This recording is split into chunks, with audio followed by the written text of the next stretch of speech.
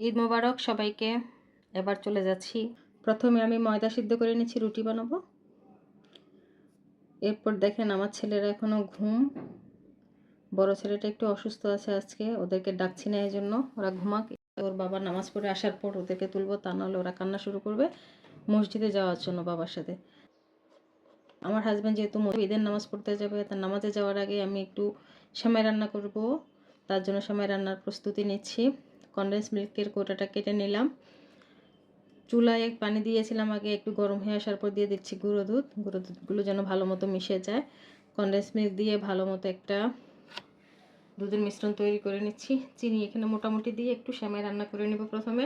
প্রথমে আমি চিকন সেমাইটা রান্না করছি। যেহেতু আজকে ঈদের দিন সেমাই তো মাস্ট রান্না করতেই হবে, তো সেমাইয়ের অনেকগুলো ভ্যারিয়েশন করতে হবে। চিকন সেমাই, লাচ্ছা সেমাই, যে যেটা খেতে পছন্দ করে সবই করতে হবে। চিকন সেমাইটা রান্না হয়ে গিয়েছে আমার। এরপর আমি এখন লাচ্ছা সেমাই করে নেব একটু। মেয়ে রাতের বেলায় ঘুমোতে যাওয়ার সময় আমাকে আগেই বলে রেখেছে যে সেমাই কিন্তু আম্মু শুধু লাচ্ছা চিকন সেমাই আর লাচ্ছা সেমাই রান্না করলে হবে না, আমার জন্য তুমি কুনাফা বানাতে হবে। তো আমি এখন লাচ্ছা সেমাইটা, যেহেতু আবার আমার হাজব্যান্ডের লাচ্ছা সেমাই খুব পছন্দ করে, প্রথমে লাচ্ছা সেমাইটাকে রান্না করে রেডি করে রাখছি। মানে চিকন সেমাই আমার রান্না করা হয়ে গিয়েছে, লাচ্ছাটাও আমার রেডি হয়ে গিয়েছে। কুনাফার জন্য আমি দুইটা ভেরিয়েশনের করব, একটা হচ্ছে ভার্নি চিলি দিয়ে করব, একটা লাচ্ছা দিয়ে করব। তো আমি দুটাকে রেডি করে নিয়েছি, ঘি দিয়ে ভেজে নিয়েছি। আর কুনাফার জন্য একটা ক্রিম তৈরি করে নিচ্ছি। কুনাফাতে তো ক্রিম মাস্ট দিতেই হবে।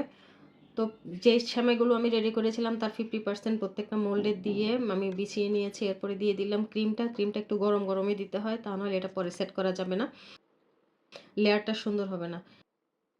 বাকি অর্ধেকটা সময় আমি উপরে বিছিয়ে দিয়েছি। এখন আমি এগুলোকে ওভেনে বেক করে নেব। এগুলো কিন্তু চুলাতেও বেক করা যায়, যেহেতু ওভেনেই বেক করব।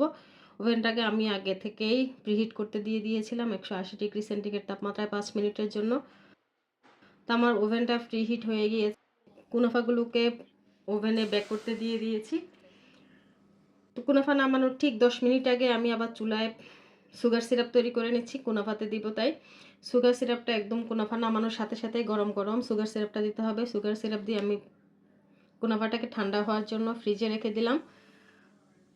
ভাবছি যে শুধু মিষ্টি মুখ করবো, এতে মিষ্টি আইটেমের পাশাপাশি একটু ঝাল ঝাল টক টক হলে কেমন হয়। তো আমি চটপটিও রেডি করে নিলাম, চটপটির টক রেডি করে নিলাম। মোটামুটি চটপটি খাওয়ার জন্য যা যা লাগে একদম শসা, টমেটো, লেবু, ডিম কুচি সব কিছু করে রেডি করে টেবিলে রেখে দিয়েছি।